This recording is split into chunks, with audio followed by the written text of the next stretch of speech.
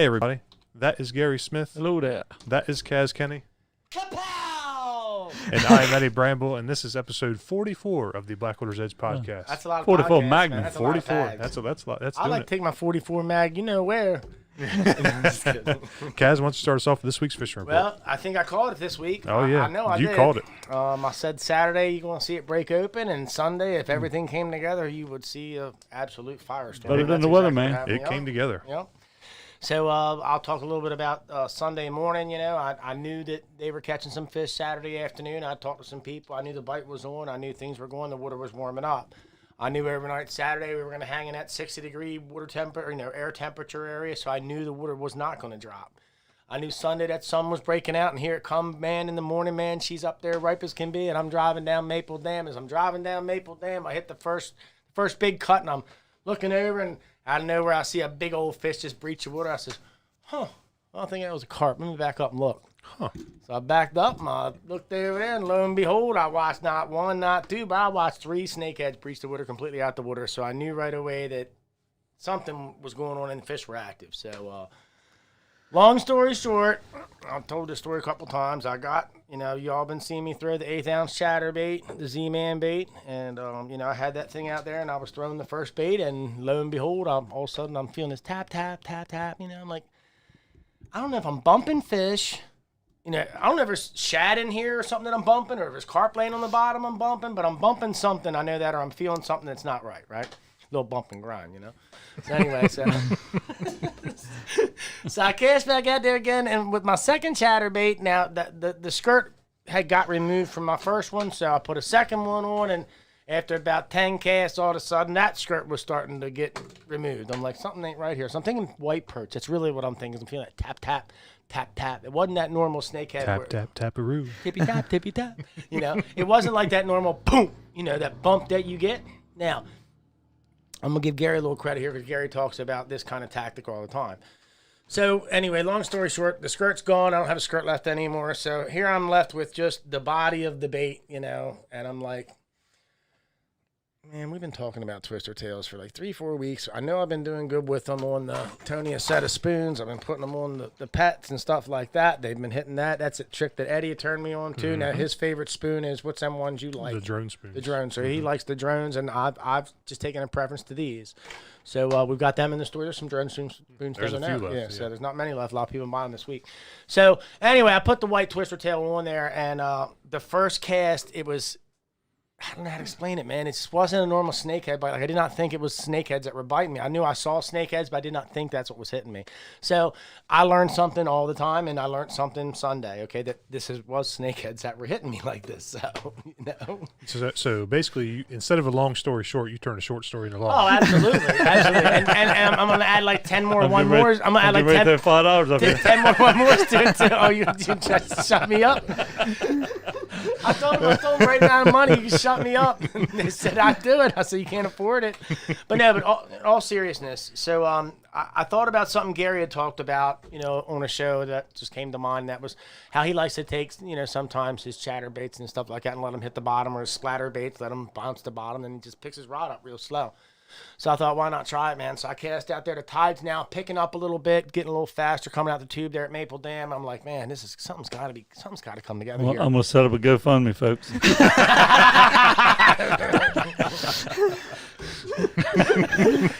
So I let it hit the bottom and just sit there just for a minute to see, because I know that a lot of times white perch, if you do that and you let it hit the bottom and you pick it up, they'll snap it right away. So I'm thinking, maybe I got some big perch laying here. Maybe it'll get me a dinner. So let it hit the bottom, let it sit there for a minute, and I got Gary in the back of my mind. I'm just going to raise my rod tip real slow and get it a little slow start, and bam, there it was. I said, holy shit, man, that's a nice perch. It wasn't a perch. It was a snakehead about, I don't know, maybe it wasn't big, 3-4 pounds, maybe something like that. So I figured out the pattern, and the pattern was to really, really slow down a lot. And at sometimes it wasn't even about the retrieve. It was simply about just kind of, I don't know how to explain it. Like, I wasn't really Let it fall. Well, the fall, but like I'd let it fall, and I'd pick up to where my line would start to get tight. Like I hadn't started even moving the bait yet, but as soon as I saw the line get tight, instead of reeling, I'd stop reeling, and I would just pick up like that. Like It's when that mud comes up off the bottom. Yeah, I mean, that's kind of like the thing. It's like something wiggling in the mud down there, and when it comes up enough for them to see it, they'll hit it. Yeah, and the reason I know that's right is because sometimes when I would let it fall and stop, it would get on the bottom, and you'd see it just move like 2-3 inches. You'd see that little tick, but the fish wasn't there. So it's almost like I think the bait's sitting there on the bottom like that, just sitting there, and he comes up and just grabs it just to see what it is, and he's like, nah, I don't want it. But then when you just pick it up real slow and let it go, man, bam, there it is. So that was the key for Sunday. So I should have stayed at Maple Dam all day, and I didn't, because really, if I had stayed there, I would have probably had a 100+ fish day, no doubt in my mind. A friend of mine had called me a couple minutes later. You know, he saw I was out and about. He's like, "Where are you at?" And I didn't see the text until later on after I'd left Maple Dam. And I said to him, I'd gone down to Riggins Corner, and I was down there on the corner there at Hip Roof, you know, hitting the ditch there, and there was some fish there. They were active. I mean, I was getting swiped at on a real small Meps. I mean, a real small one. I was using just a baby number one or one. number two? It was small. I can't even remember. I just grabbed it out and threw it. But they were swiping that. I just couldn't get a hook up there. It was some short strikes. But I talked to my buddy, and he said, "Hey, I'm over here, man." He's like, "Gosh, there's so many of them. It's not funny." I said, "I told you, man. I wasn't bullshitting you." So he couldn't. He was throwing this and throwing that. And he couldn't get anything. I said, "Man, you know what really killed me, man? I knew in my mind that if I had some snakehead destroyers, I could have really, really done something." And I said to him, I said, "Look, man, see if you can get a hold of Damien. I'm not sure where he is, but if you can get him and you get some snakehead destroyers over there, man, I really, really think that you're going to really do something." And the moral of the story, I know the people on the page saw the post that came after that. You know, Damien showed up. We got a hold of him. He went over there, dropped some bait to him. And this is how it really went down. Like, was struggling until Damien got there. And literally, he got the bait, hooked his first pole up, threw it out there in the water. It hit the water, and bam, it was on like Donkey Kong the rest of the afternoon.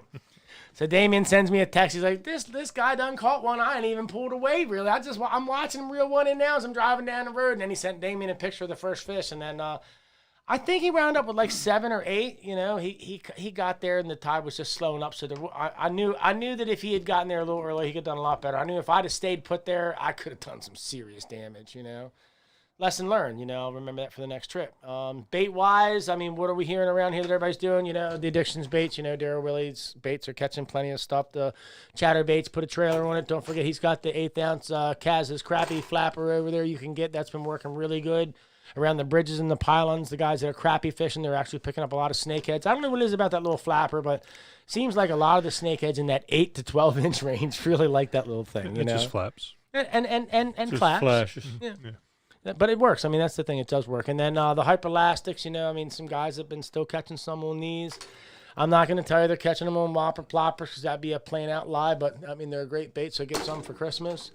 Good Christmas present, absolutely. you know, Meps Lures, you know, we 100% Meps Lures. This is Meps Lures podcast, That's the year-round lure right there. there. I mean, right there, baby. I mean, 365 days a year. Like, these guys say, I'm done for the year. I'm hanging my snakehead stuff up. Man, you ain't I'm no just getting ready to get started. Yeah, you ain't no snakehead fisherman, seriously, man. If you ain't hanging in here 365 days a year with us down here like this. And look, the bottom line is I'll this. give him 364. I'll give him Christmas off. Yeah, I'm about tagged out on sick because I'm going to start doing some fishing here shortly. I mean, Yeah, these are going to stocking great too. Yeah, oh yeah. Oh, you The actually Meps will. 2 or 3 are going to stock. You know, and I got to say that. I mean, the watercolor here right now, you know, it's clearing up a little bit. It's not as dirty as it is in the summertime because the water's just not that hot, so it's not draining the rotten wood of the pine stain. You know what I mean? So this time of year, you'll see our water clear up a little bit.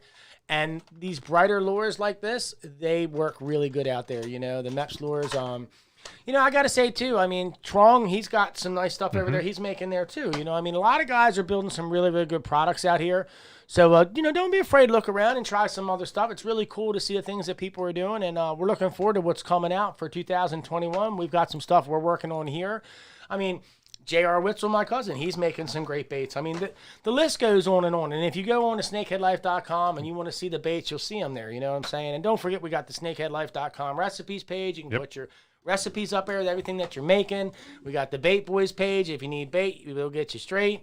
And then we've got the Blanket Company here at Blackwaters Edge. So between all 4 of those platforms, you should be able to find the answers you need. And if you can't, all you have to really do is send one of us with a message, and we're happy to help anybody any way we can, and we've shown that to the world. So if we can help you, let us know. He won't call you when he's in the fish. You notice he always said, they called me. Yeah, that's right.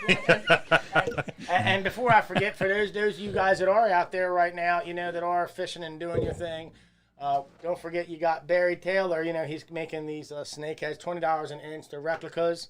It's about a 6-month turnaround. You can reach him at 717-577-7437.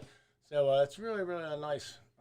Yeah, he did a really good job with it. I like the pattern. I like everything He about did good it. sitting in for you too. Yeah, oh yeah, he was a great filling for you. That was We didn't have to give him 5 cents. He just caught the whole time. I can't lie. That was a lot of fun. And Doug, if you're out there listening to us, we hope you're feeling better. I know you've been having some problems there, and just know we're thinking about you and we're praying for you. And Mr. Jim, I hope you're having fun out there shooting elk and watching everything from your little platform. So. Absolutely. But yeah, so that's about what we got on the fishing report. Nothing on the West Coast? West side, I mean, I'm hearing some panfish, some perch, West Coast. I know Roy and his boys up there, they've been going to Susquehanna catching some nice yellow perch. They're starting to show up there in that deep water. So if you're up there, I know the walleye bite's been phenomenal in the Susquehanna. I'm not going to say where because I don't want everybody calling me tonight, calling me a bastard for burning another spot or whatever.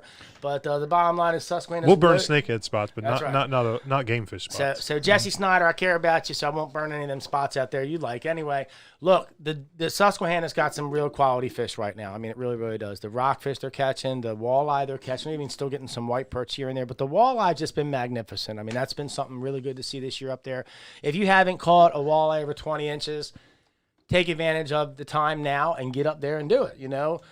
Go to the local shops up there and talk to somebody. You know, they'll point you in the right direction. At least I hope they would. I know that Don up there at Autumn Sky, if you need some information, you know, he'll help you out with anything that you need. You know, he's got kayaks up there. He's selling bow fishing setups now. So you Upper Bay guys that want to start shooting or doing anything like that, he's got some real nice bow setups there now that he's selling too. So, all right, I've taken up like 10 minutes of the show already just talking 11. nonsense. 11. What the fuck? You guys are always technical, man. I mean, I'm supposed to be at 3 o'clock. It's 3:02. Where are you at? I mean, come on, man. You know, I won't tell you where I was. That's it for me, man. I'm good. Yeah, well, if anybody's thinking of sending us, the three of us a gift for Christmas, and you want to chip in, Tom. Tom found the right one. Yeah, Tom, how's it going? Say it for me, Ed. Malazewski. I think that's right. Shared a little thing today called a Sherp, and it's a little ATV. That thing's and awesome. It's moderately priced, and if anybody's interested, we'll take one for just the three of us. We can share it out. Well, no, I mean, you can donate to realistically, I've learned in life that, you know, being in the crab business, everything's cheaper by the dozen. If we can find 12 friends to buy one, we can probably get ours for free. I'm just saying. That's you know right. What I mean, But there's a way to if you network get a this chance, thing. go on Snakehead Life and check it out. Yeah, check out Tom's post because that is a wicked machine. Yeah, that's that's for pretty sure. cool. And I do got to say this, you know, I did make the comment, and I'm sure that Marcia would not be very happy with us if we were loaded down in that thing and turning and burning through the marsh with a load of snakeheads coming out. I don't think we could have that on Blackwater. No, I don't think that fits in with the conservation effort very well. So It's just a joke. We could keep Chad it would down. have fun trying to catch keep it us. down our place, So then. that's just a joke. all right, so I think that wraps up the fishing report. What do you think, guys? I don't know. I know we got some really cool stuff to talk about tonight. I'm so excited to hear about some of this stuff. And Gary is responsible for finding this guy, and I'm so glad this is happening. Like, really cool. So this week we've got Johnny Shockley on here from Blue Oyster Environmental. How you doing, Johnny? I'm good. Nice to be here with you guys. Nice having you here, man. So why don't you tell everybody a little bit about yourself? So I'm just a local guy. I grew up on Hooper's Island. Spent a lifetime as a commercial fisherman.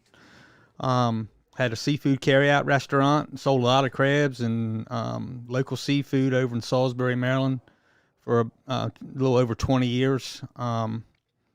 And come very interested in making sure that we had sustainability built into our resources, seafood resources. Got involved probably about 15 years ago around ways to make blue crab fishing sustainable. At that point in time, we had lost our oyster industry, and so I became very concerned with sustainability and how we were going to be able to continue our ways of life here on the shore. And that led me into discovering in about 2009 oyster aquaculture and a movement that the state was making towards bringing leasing grounds on the Chesapeake and redeveloping the oyster industry.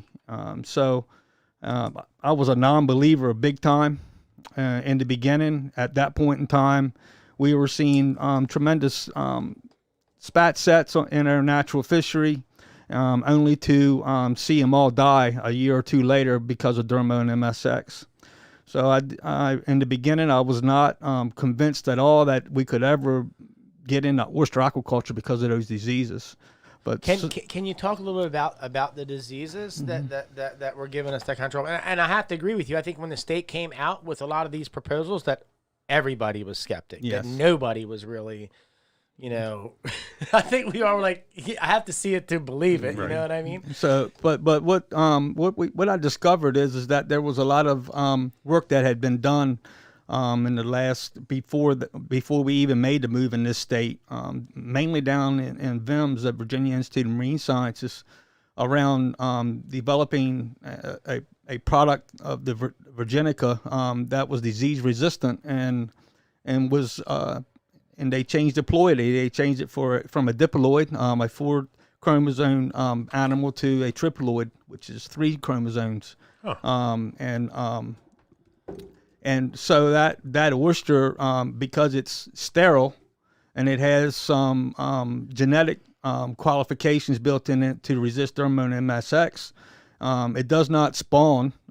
It just grows year round, and most of our losses is due to once the animal spawns, it gets run down, and then if it has a disease in it, Dermo MSX, that's when it attacks it in its 3rd year and kills it. But with the triploid disease-resistant oyster, it's able, for one thing, because it never spawns, it comes to maturity about in half the time that the wild oyster does. So from the time we start growing the oyster until harvest, it's about between 2 and 3 years.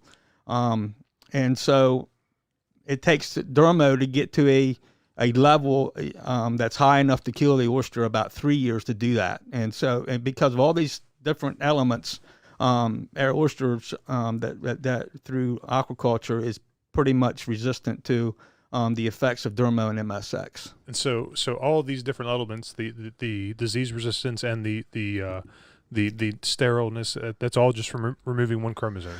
Exactly. So we cross in the hatchery setting, we cross a tetraploid, which is a 4 chromosome oyster, to a diploid, which is the natural. And we get these brood stocks from VIMS, which the brood stocks have a component of disease resistance built in. And we bring those here in our local hatcheries, and we cross those artificially to produce the eggs. And then so when you cross that tetraploid to the diploid, it produces a triploid. And that triploid is what we actually use in our process. And it's the same thing that we're doing with agriculture and many other places, with corn, and just about all ag anymore is basically using a sterile product. And because it brings a better product to the table. Yep. This is really, really cool scientific stuff, man. Absolutely. Like, I'm digging this 100%. I want to ask a question. Explain to the viewers, what is this Dermo's the diseases that you're talking about? Describe them to us, and how do they affect the oyster or that bed as a whole? What is the importance of this oyster? You know what I mean? And I guess basically, what does this disease do to these oysters, and how does this disease come about? I know that, but what causes this disease to be born? Is it something just born? Well, it showed up here in the 50s. And Dermo is MSX. No one really knows what that is technically. It's the X is the unknown. But the Dermo is the biggest problem we have, and that came to the shores here on the bay and back in the 50s. And it came from overseas. Okay, so this disease is not something that was locally that came here. This is something it's an outside invader, and that's the reason why we got such a major problem. So it's invasive. Yes, exactly. We know all about that kind of stuff for sure. So I mean, this is the problem that we've had, and it got to a point, to a level that, and because our local oyster had no resistance to it. It really became prevalent and really a major problem in the 60s, and that was in and out for a while, and we had years of and periods of really good success with oysters through the 70s, but really became a major problem in the early 90s, and basically almost just about completely wiped out our stocks. But through that process, it's what we're hearing now about herd immunity.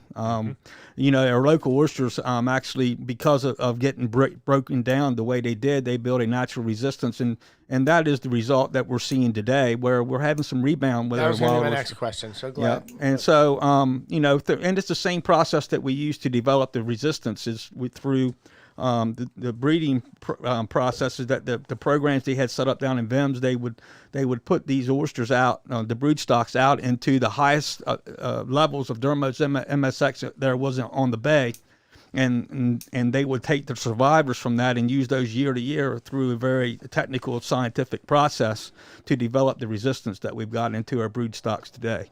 So a lot of work's been done, and you know, we're really staged up at this point in time to because of the stability that aquaculture has brought, and because of the stability and our ability to produce oysters, and that brings another level of approach to the overall industry for investment and for business development.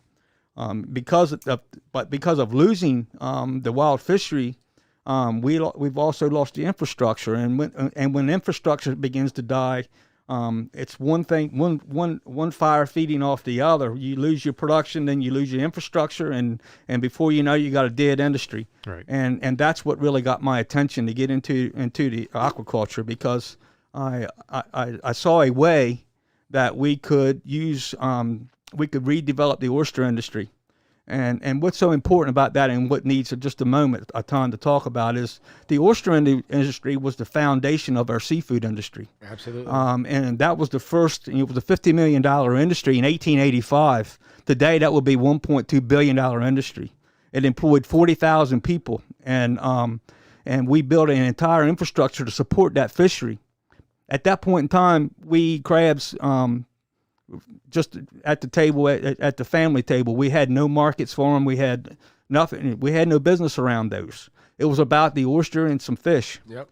And so we built a tremendous infrastructure to support that industry, and we overfished it in about 25 years to at least less than 50% of what it was historically. And we got up into the Industrial Revolution at that point in time, so we started polluting at the same time. Mm-hmm. But in the combination of overfishing and pollution, before we knew it, we had completely blown out the foundation of our seafood industry, and then we needed to convert that infrastructure to support that infrastructure with a new fishery, and that became the crab. Mm-hmm. And then so we were so good, and we had such a strong infrastructure and knowledge of where the markets needed to go. We put tremendous pressures on our blue crab industry, and basically within 25 years had done the same thing to that as we did our oyster industry. And I'm not, I think that we need to talk about that and make it real. Right. Yeah, it's not like we're trying to bash anybody or anything like that. It's just it's a reality. Yeah, exactly. It's what happened. Mm-hmm. But now it's time to address things. Exactly. So what I came to the conclusion of is that we couldn't fish we can't fix this blue crab industry, because our seafood industry will not survive with just one fishery. So what came to me after several years is that if we can rebuild the foundation of this entire seafood industry by way of building a new oyster industry that is vibrant and sustainable, then we can find a solution for these other fishes. We got to do it in reverse. It's an organic approach to life, and we got to look at history. We got to look at where we come from before we know where we're going, and that's the approach that I took on the whole deal. I think one of the biggest things that we need to bring attention to the public is that the foundation of the oyster is the foundation of the bay. Exactly. Practically, exactly. When it comes to filtration, when it comes to a better health, when it comes to less dead zones, you know what I mean?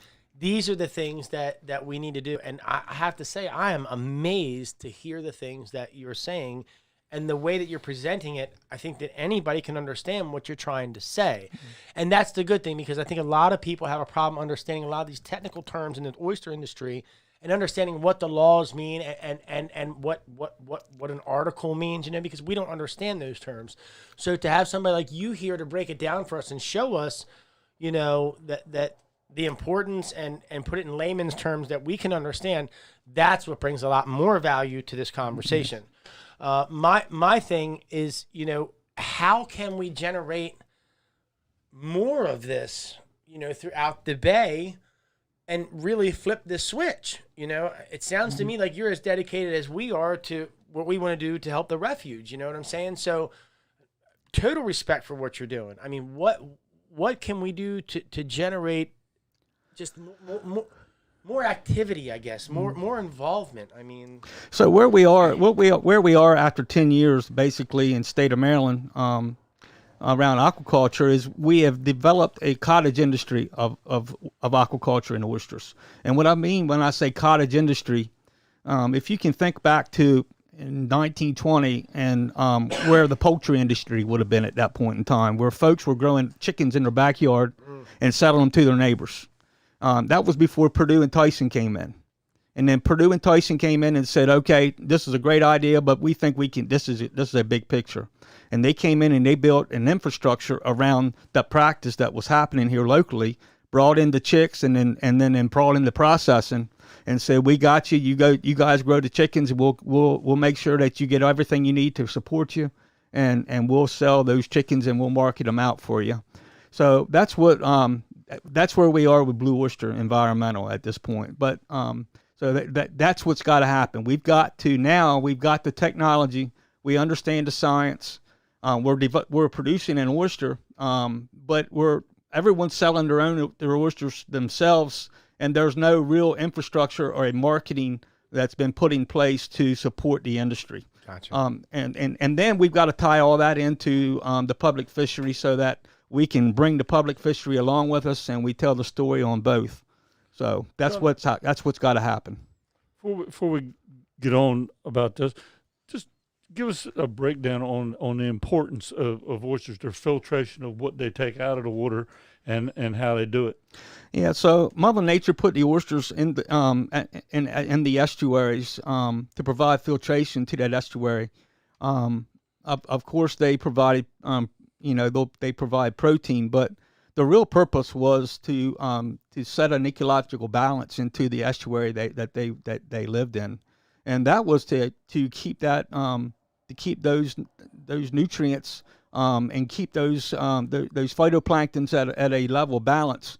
That was the nature's way of keeping that ecological balance into the system they're in. An oyster filters anywhere. Some say 30 gallons, some say 50, but up to 50 gallons of water a day. At historic levels, it's estimated that we had enough oysters in the Chesapeake Bay to completely filter its volume once a week. Wow. God. So think about that for a minute, man. The magnitude of that statement he just made.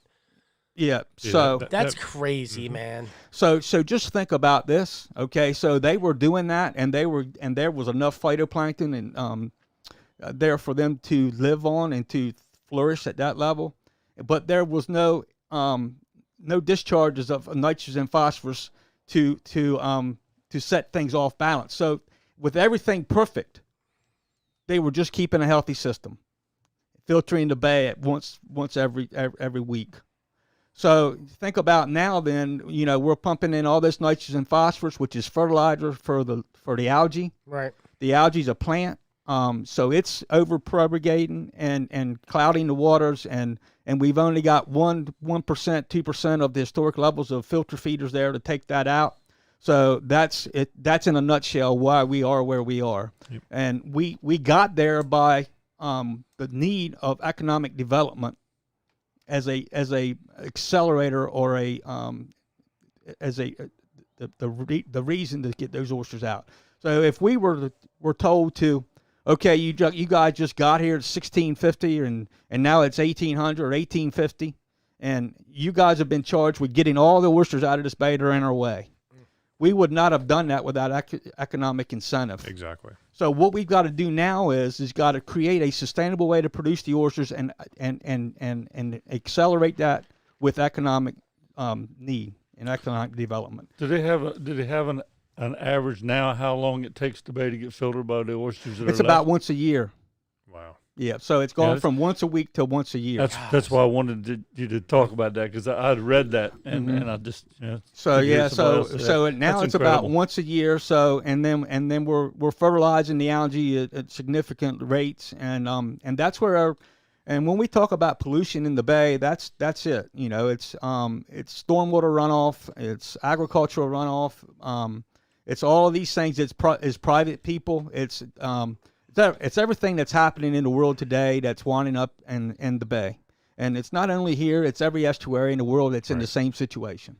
Yep. And it's nobody's fault. It's just a product of economic growth. It's That's just, right. But there comes a time where you need to account for different things to make sure everything stays sustainable. But I think a lot of the problem though early on was there was no accountability. You know what I mean? Right. And No, you were no just able, studies. able Well, to do- there's no knowledge right, either. that's what I'm saying. There's you know, studies. They didn't know when they were going to run out of it. Right. Right, exactly. I mean, it was just no one's fault. No, Right. I mean, but what we got to do, it's no one's fault. And but what, you know, the watermen have been put the guys with the black hats. You know, because we're the ones going out and catching this stuff and selling it. Oh, you know, it's reflecting trust me, bad I on the get commercial it. fishermen. Trust me, I get it. The commercial fisherman gets blamed for a lot of things, and I'm going to stand up right now for the commercial fishermen that they're just simply not responsible for. Well, you know? here's the thing.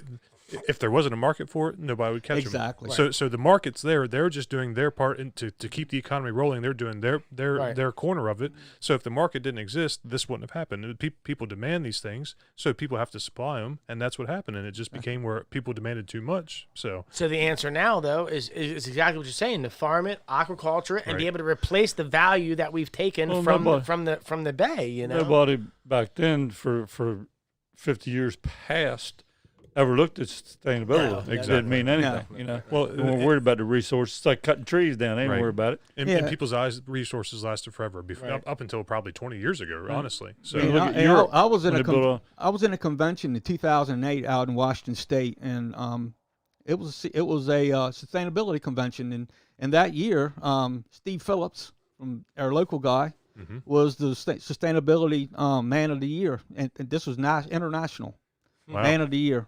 But anyway, I was listening to the governor of Washington's wife talk, and I knew nothing about sustainability. Had no thoughts about it, and it was just the beginning of this movement towards. And now you hear it every day. But she said that sustainability was our new economy, and when she said that, it really got my attention. that makes sense. And you know, here we are living it today. It is our new economy, and it's going to be. And we've got to figure out how to become sustainable as a society and as a world. And it all, you know, there's nothing more important to that, to environmental sustainability, than the filter feeders of the estuaries around the world. And if you think about it, everything we do as a society, it all winds up at the bottom of an estuary, and then at the bottom of our oceans. And the first thing we did for economic development around everywhere that's been settled is to go after that low-lying fruit for economic development and protein in food, and that was oysters and shellfish. So that's one of the first things we did as a internationally and as people. We needed food, and we needed to develop economy, and that's exactly what happened on the Chesapeake Bay, and it's happening everywhere. So it's the oyster is tremendously valuable to mankind, and we've looked at it as not that for a long time here, and but what we have here is an opportunity to prove a lot of things, and to do a lot of good, and to reinvent the oyster industry, and to take those black hats off of our watermen and put white hats on them. Yes, 100%. Exactly. We need to take the black hats off our watermen, put white hats on them. What I want to do is show the way on how to do that, because we spent a lot of time at this point in developing that, and so if we can put the same energy towards putting oysters back and building protein as we did to get them out, then we've got a solution. You just hit the nail on the head. I was getting ready to come behind you with this comment. You know, just like money, you just can't keep taking. I think that as a whole, we as the world are learning that you hit the nail on the head. Sustainability is the future. We can't, if we can't sustain what we have, we can't survive. No. That's just kind of the bottom line. So it makes total sense, everything that you're saying. Total sense, you know. So tell us a little bit about, it'll tell us a lot about actually your process that you're in now with your factory and especially how the process works. That's fast. I still can't get it in my head. All you oyster lovers out there better be listening right now. And all my crab stand people, you better be paying attention. If you haven't paid attention so far, you need to pay attention. This is probably the coolest thing you're going to hear for a while. So hold on. All you mother shuckers out there don't like shucking oysters. We got the solution, and here it comes. Yeah. So we founded Hooper's Island Oyster Company, and we did a lot of work with that company, developing oyster growing equipment and proof of concepts around different things. And along the way, I discovered a lot of cool things happening within the industry and different other places. One of the coolest things that we found. It's been about 6 years ago, is a process they're using down on the Gulf Coast to process oysters called HPP, high pressure processing. That's not like OPP, right? So what that is a machine that actually creates enormous amounts of pressure, water pressure. It's anywhere from 30,000 to 80,000 psi. And what they're doing is taking the oysters and putting them into a cylinder of compressed water, if you will, and bringing that pressure up to different recipes at different times of the year according to what kind of condition the oyster is in, but different pressures and different hold rates, but basically about 60,000 psi for about 3 minutes. What that does is it dissolves the protein membrane that it holds the adductor muscle. That's the muscle that you cut to open the oyster, to shuck an oyster, to the shell. And it cold water pasteurizes the oyster at the same time. So when the oyster comes out, it's basically shucked in the shell and it's cold water pasteurized. So it's pathogen free when it comes out. So it's like eating a cooked oyster, but it presents as a raw oyster. Hold on a minute. Am I understanding this right? Because this doesn't really sound real to me. So you mean to tell me you're just jacking this oyster with a bunch of water, and when I get it, I don't even got to shuck it? You mean I just pull it apart? And you got to take the rubber band off. Yeah. Yeah. So that's exactly right. So, hold on. People, hear this again. This man has come up with a way. And it looks like it's a raw oyster, but it's actually a cooked oyster. Right. And so just remember this. All you mother suckers out there that don't like getting cut in stitches, this is it. This is the new way. So I couldn't believe it myself. I'm sure you don't believe it, but let's hear some more. So they've been doing this process down in the Gulf about 25 years now. And there's a story behind how they discovered it, but we won't waste our time with that tonight. You guys are interested enough, you can go research it. But I bet you a lot of people will too. It was discovered down there, the process, and now then it's the main way that we're actually processing lobster. So all shellfish can be processed with high pressure processing. Its main use is in industry around pasteurizing food of all kinds. And soft packaging, just about any soft packaged food that you get has been high pressure processed. So soups and fruit drinks and things like that. Or high pressure processed and sterilized that way, and it gets you away from the heat, and it has very little effect on taste and things. So, and that's why it's so popular today. It's a no-brainer for me. I mean, 1, it's safe. 2, I don't have to get cut. 3, I can just open it up and eat all I want. Well, not just that, but then once you buy the equipment, you're cutting down labor as well. Yeah, so it's when the oyster hits the table, it's set up and much like the traditional way with a long table and workers, but there's no need for a knife to shuck the oyster. The oyster is basically gaped, and you just can pull it apart with your fingers and just drop the meat. So you don't have any debris in it. Zero. Yeah. Again, let me understand this. So when I get the oyster in my hand, I want the people to really understand where this is going. When I got the oyster in my hand, I don't have to do anything to it except just take the rubber band. Take the rubber band off, lift this oyster apart, pull my meat out and That's eat it. exactly right. I got videos I could show that How shows about that. man, dude? That's exactly right. Look, we about to put all the shucking companies out of business. No, I'm just kidding. I'm just kidding. But I really like this a lot. Yeah, I think a lot of people are really going to like this too, just for I the might safety start taking my factor. gout medicine again. So I need some oysters. That's pretty cool. Yeah, it is. And so one of the big things we're doing down in the Gulf is actually processing the oysters and taking the top shell off at the table and then flash freezing the oyster on the half shell. And when you go down on Bourbon Street down in New Orleans or anywhere and get those famous charcoal broiled oysters, that's the way they're getting them. They're getting them already shucked on the half shell, flash frozen. The quality is incredible. You absolutely cannot tell, especially if you're a connoisseur. You can there's a slight difference, and it can be positive and it can be a bit negative. It's according to the oyster if you eat it raw, but if it's grilled, absolutely cannot tell it from a fresh shucked grilled oyster. So they're basically like Omaha steaks. You can just flash freeze them and ship them right out. That's right. That's Exactly. Cool. And where we need to be now is we want to bring this a processing facility using that technology, flash freezing, HPP and flash freezing, and we intend to put that into a packing house project going on in Cambridge right now.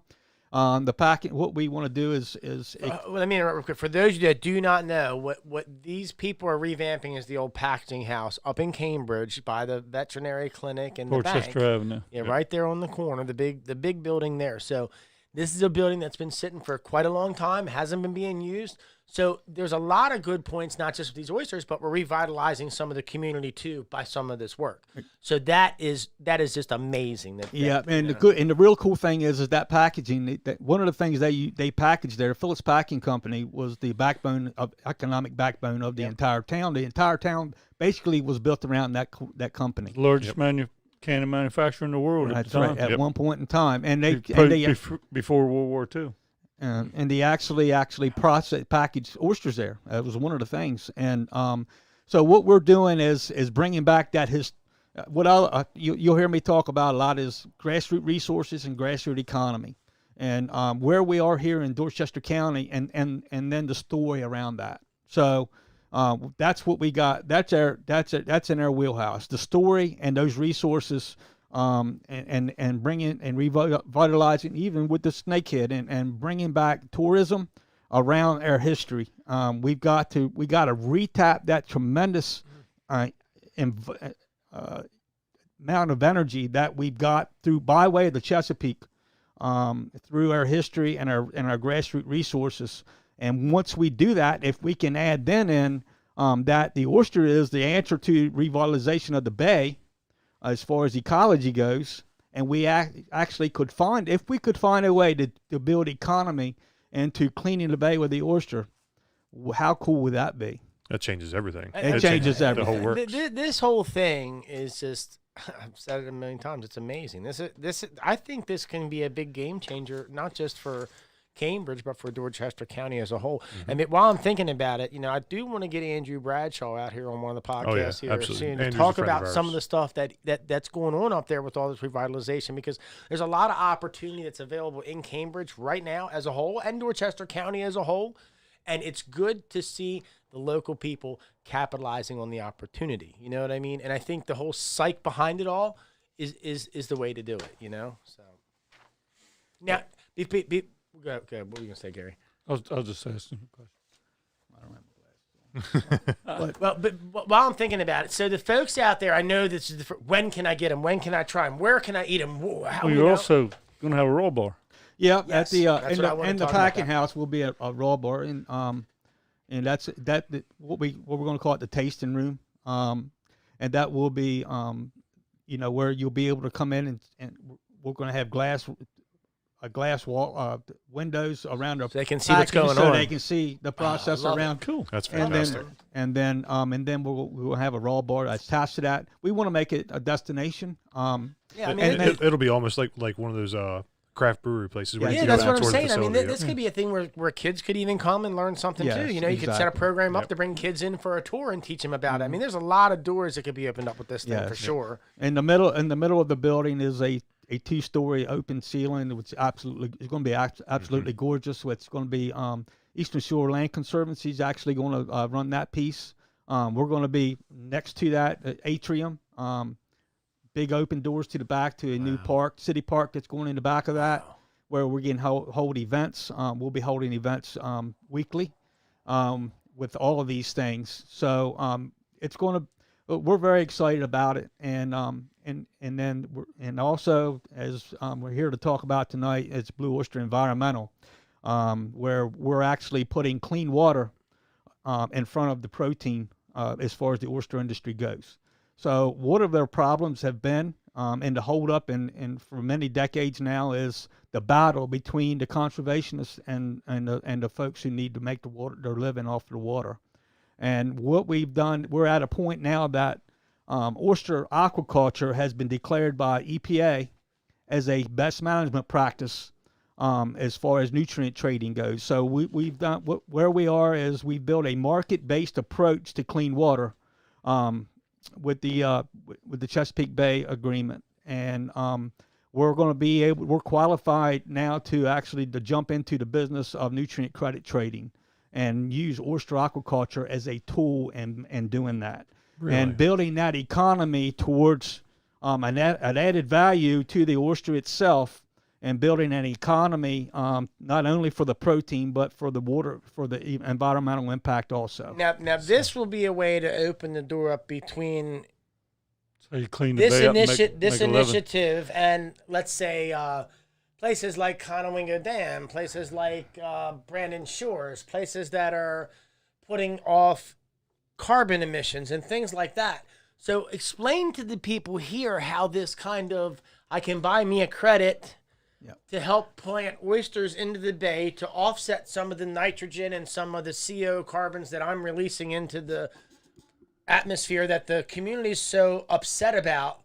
This is a way for them to, I guess, kind of say, hey, look, I agree we need to do something, so here's what we're going to do. We're going to help put more oysters in the bay to try to offset some of this issue that we're having. So this is much deeper than just this factory that's in Cambridge. And that's what I want the people to know. This is so much more than just this new innovative way to open an oyster and eat an oyster without having to shuck it. Before I forget, I'd like to give somebody a Z-Man 1/8 ounce chatterbait this week. So if you would like to get that chatterbait, I want you to say, I love oysters. So anyway, I mean, the cool thing is that you guys are doing all this stuff, and the opportunities that are ahead for sure. But the biggest thing that I see right here is this initiative that you guys are doing right here. Forget all the other stuff. This right here is probably the most important thing that you've talked about on this show today is environmental credits is awesome. The environmental concerns that we as stewards to our ecosystem or our waters have. And those concerns are what we're seeing, the amount of silt and the runoff and things like that we're seeing being pushed through the dam and things like that. We know that we have to do something to counteract what they're doing. And I think this is part of the solution that you have found, or whoever is, the guys you're working with that have found.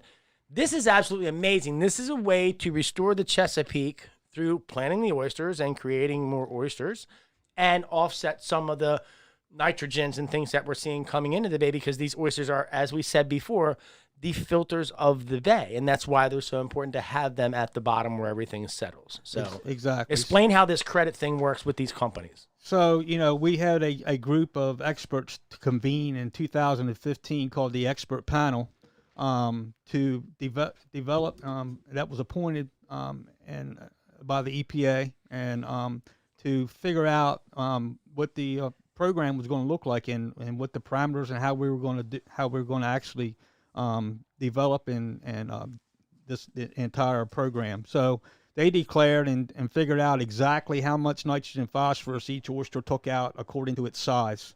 Wow. And they filed a report about 3 years ago, the expert panel review that was overseen by ORP, Oyster Recovery Partnership, by the way. I was at the first meeting in Annapolis. And so they decided, and with a bunch of PhDs, exactly how much nitrogen phosphorus our oyster takes out according to its size. So, and then set out the parameters for the program. what we've done as a private sector company is to come in and take those recommendations and put them to work and develop a program around that on how we were going to work directly with Department of the Environment, Department of Natural Resources, and the growers of the bay, of the oysters on the bay, to aggregate and report their production of credits, and then to get them sold. And so everything else is now being built around that. And, there's lots of best management practices that are used in a market-based approach to clean water. Planting trees, doing cover crops, all these things that folks have known about for a long time. But oyster aquaculture is a brand new one. This is one step further. This is absolutely one step further. Yeah. So what we want to do is put clean water in front of the industry, and as a motivator for the produce the protein, and when we do that, because we got a sustainable way to produce the oysters, now then we've got another incentive, economic revenue to support the industry. And now then we get the interest of those 6 million people on the watershed who have been wanting to shut down the oyster industry in order to save it. Well, that's not going to happen. No. Right. We've got, without economy built in, the taxpayer does not have the appetite to restore the oysters to the bay, nor can we completely destroy a way of life here. Right. So what we've got to do is find an economic approach to the solution. And that's through saving the environment, which makes those 6 million people happy all of a sudden. Good. And then getting them to participate, and then to work with all the discharge holders, permit holders around the bay, and that includes anyone who's the stormwater management. It could be the State Highway Administration. It could be Prince George's County, Wycomico County. You just name any jurisdiction. It can be any industry. It can be the dam. It can be it just goes on and on. But all of these folks by 2025 have got to satisfy their total maximum daily load that's on their permit. And if they go over, they got to find someone who is taking that nitrogen and phosphorus out and mitigate their overage from those. So that's where the market's born. And so what we're doing now is we've got a team at this point that is working every day and bringing all of this to reality. And at the packing house, and that's under what I just said is under the regulatory piece. But there's a whole new world out there through the voluntary markets, and those folks are the folks who just want to offset their personal impacts, for instance, or a restaurant who may be. So a homeowner can buy credits, a restaurant can buy credits, the fire department can buy credits, the trash company can buy credits, the homeless guy up in town pushing a car can buy some credits. Exactly. Good. And then we're going to have a line of apparel and products that is around Blue Oyster Life. It's going to be another element of the Blue Oyster Environmental. And that's going to be celebrated at our oyster bar. So what we want to bring in, make Blue Oyster Environmental a destination for the folks who support our initiative, who support the bay, who love oysters. And we want to bring that make that packing house a party center of the Chesapeake Bay's future, by way of oysters and by way of. So that's what we're hoping to be able to make happen there. That sounds like a fantastic plan. It really does. Is DNR anybody? Is anybody outside involved with any of this? It's just you guys that are headlining this thing and spearheading this. Well, thing. we're a private sector spearheader, but the entire I'm working very closely with NOAA and USDA. Okay. We're working very closely with the Department of Natural Resources. Good. Working very closely with Department of the Environment. So everyone's on board here. We're working with CBF. We're working with CCA. We're working with. Hopefully working with the commercial fishermen. We want to work with everyone, and what we want to be is that finally that piece that can set in the middle and everyone can feed off of what we want to make happen. I think you got it, man. And so that's what we want to be. We want to be that company that can bring the entire community together over a common objective that we should all be supportive of. Damn right. You're talking about getting the 6 million people involved. That's right. There's some programs now where you can get the cages and have the spat put in the cages and grow them on your piers and stuff. And I know several people. I have a good friend of mine. He just moved to California not too long ago, and several times I went down to see him, and he'd say, "Hold on, I got to run out and flip my cages." And he had his, I think he had 4 of them out there, and he just absolutely loved watching those oysters grow. Yep, a lot of people do. Yeah, I remember in middle school, we like for science class, we would go out to Horns Point and have spat cages and everything like that. It was great. Yeah. I mean, that's some anybody that lives on the water. You don't have to have a pier. No, you can do it on the bottom. You can flip your cage. I mean, Tim was talking about that, where some people do it hanging, some people have them on the bottom. It's funny because Tim Robinson just clicked on. He's watching, and Joe Spagnolo, he's asking. Here's a guy I ice fish with. He's asking, how do you grow the oysters? How do you guys grow them? So we mainly it's done in a cage culture, but also there's a tremendous industry here in Dorchester County on bottom culture also. So. Now, bottom culture, meaning you're leasing the bottom from the state, Tim correct? does, Okay, yeah. Yeah, so you can set the larvae on a full-size oyster shell and make clusters from that artificially, or we can actually, what we do is use what we call micro-culture. So we take the oyster shell and we grind it up down to like 300 micron in size. Yep. And then we got small silos, basically the size of a 5-gallon bucket. We sprinkle that shell in the bottom of that silo over, it's 300 micron. We sprinkle it over about 200 micron screen, and then introduce the larvae, and it goes down and attaches to those individual shells. It makes individual oysters, we call cultureless. So once we set that seed and the larvae sets and goes through metamorphosis, and then becomes a oyster shell, and then we reverse the flow and start feeding that seed. And that's through the nursery process that we produce the seed that we then continue to transition from one size wire to another until we're big enough to go on into a cage, which goes out for final grow out. Yeah, so, they grow incredibly fast. I mean, you figure the size of a spat is microscopic almost, and to a 4 or 5 inch oyster in a couple of years. It's crazy to think about how that whole process goes together. You know, how does that larvae make a rock? You know what I mean? Yeah. So it takes the minerals out of the minerals and the sugar. So it uses sugar for energy and a mineral for it to build its body, to build its shell. Sounds like me, man. And that's and that all comes from that larvae, which brings down that phosphorus and nitrogen. I mean, the algae or phytoplankton. I know I've got the sugar department covered. I know that. I just don't know about the other stuff. Get a little oyster in your background. Yeah. So, it's so now then, we've gone by this process that I've just described. We've got these 6 million people in the watershed saying we can't eat our oysters and have them too.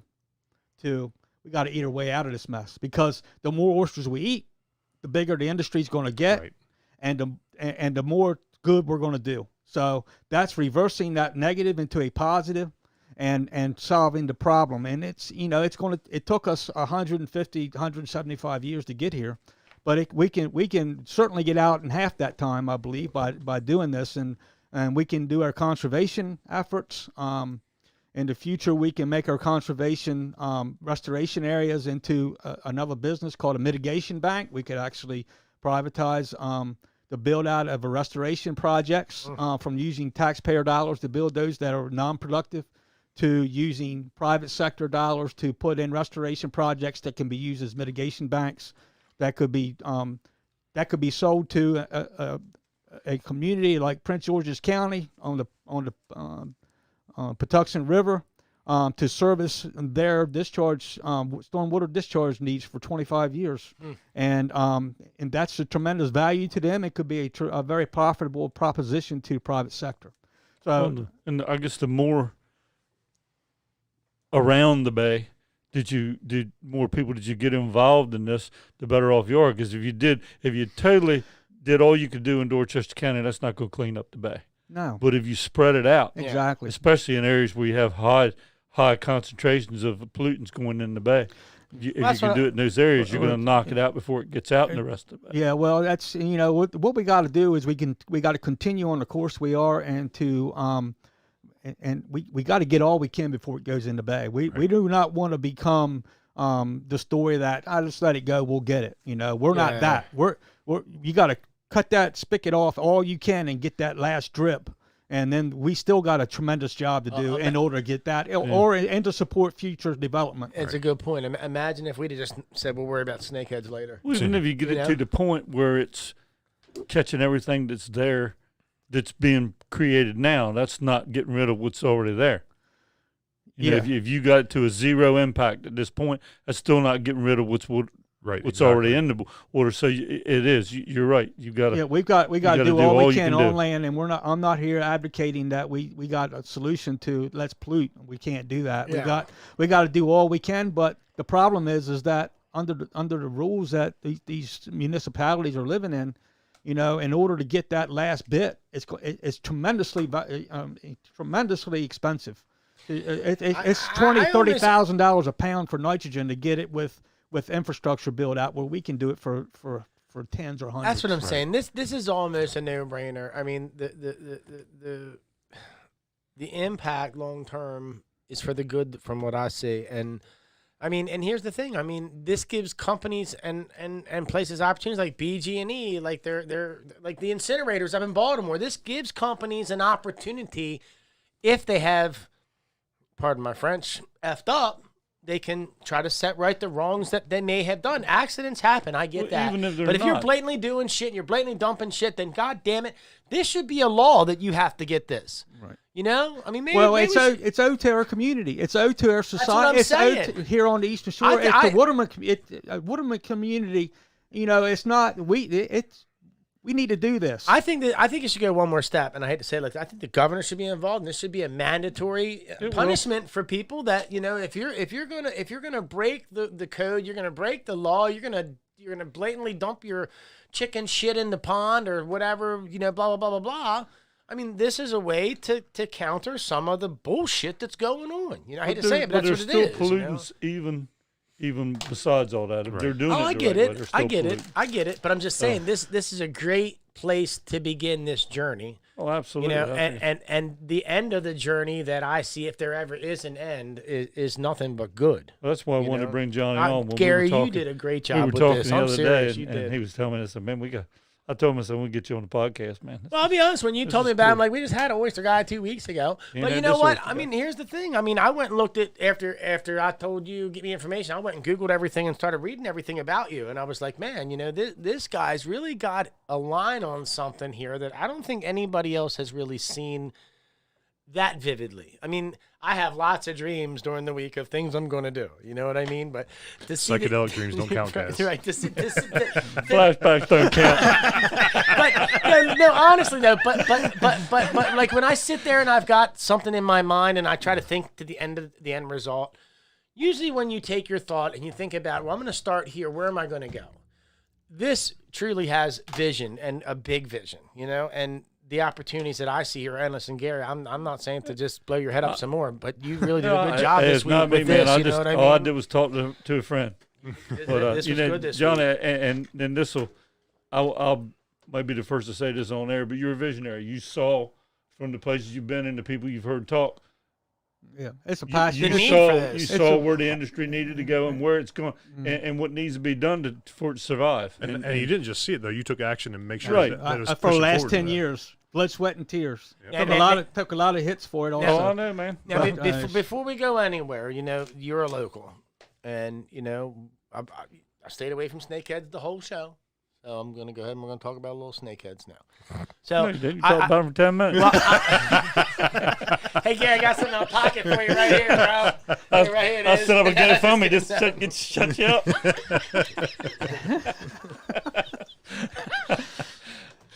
I don't know. Go ahead, Kez. I'm sorry. I'm just saying. I mean, no, I'm not. I mean, but the good thing is there's a lot of good that's going to come out of this, you know. And really, Gary, this was a great idea to bring.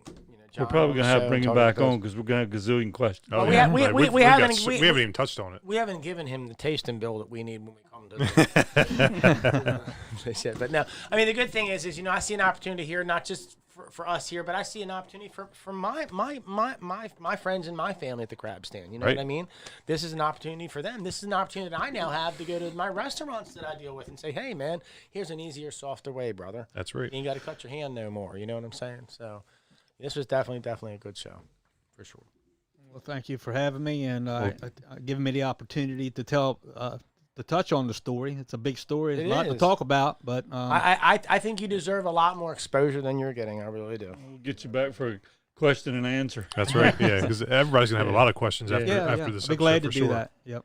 And as soon as I get an opportunity to bring some of these up to Maryland Line or up to Agaton for you folks to try out, I will certainly get them up there so you guys can see what this hype is all about, and you can let us know if they're as good as Mr. Johnny's saying they are. Look, and go to blueoysterenvironmental.com. I'll just throw the little pitch out there, and there's some opportunity to start tapping into our apparels there and some things that we're doing. And are there opportunities for people to get involved with what you're doing?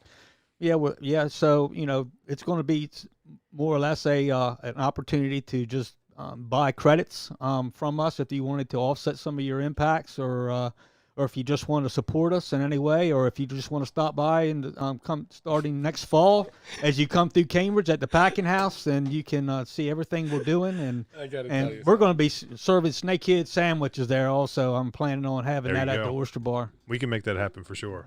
I'll tell you what, man, this is big stuff, dude. This is big stuff. Yep, and we'll be and I love what you guys do with the snakehead, and it's well, that was what I wanted to talk to you about, because you're here and you see it firsthand. You deal with a lot of commercial fishermen, and we hear it all the time. Snakeheads have no impact. Snakeheads don't do anything, man. They're doing great where we are. They're making our fishery so much better. Now, I'm not saying your fishery isn't better right now, because our fishery got better before it got worse when they were introduced. You saw the big bass boom, you saw the numbers, you saw that, and then you saw the slow decline over 7 years. So just pay attention. That's what I've said. As somebody and your local opinion, being that you're involved with this fishery, have snakeheads impacted us here in Dorchester County? I'm not one of you guys that are out there in freshwater. Never did do a whole lot of that. So I don't know exactly how it's affecting the overall fisheries that the habitats that they're in. Right now I see positive impact, from folks getting involved into the fishery and supporting and bringing economy to the county. Now that's through that lens. Some folks are looking at it in a different way. That's the way society is. Everyone's got their own opinion. But I believe that it's an invasive species, and I see what Phragmites has done and all these other things have done.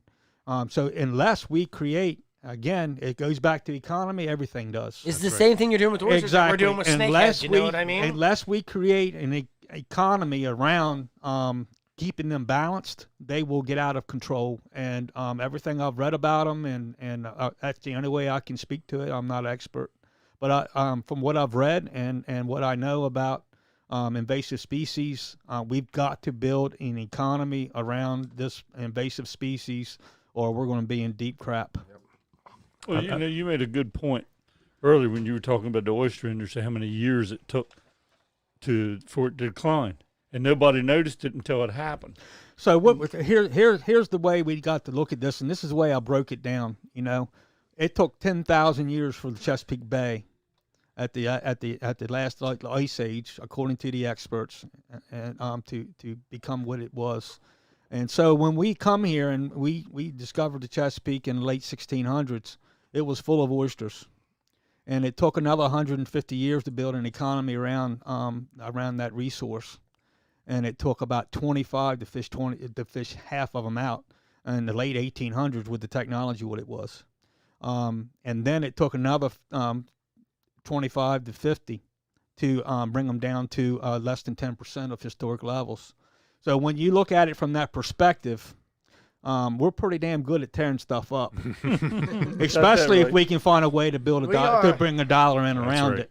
So that's the way you've got to break this stuff down. It's people want results from day to day, and it just doesn't happen that way. It's got to be a plan. It's much more complicated than that. And so this is what the approach that I just took, from building a company and building and wanting to do something really, really special. And this is a big deal. The oyster to us is, to the state of Maryland and to the Chesapeake Bay, is everything.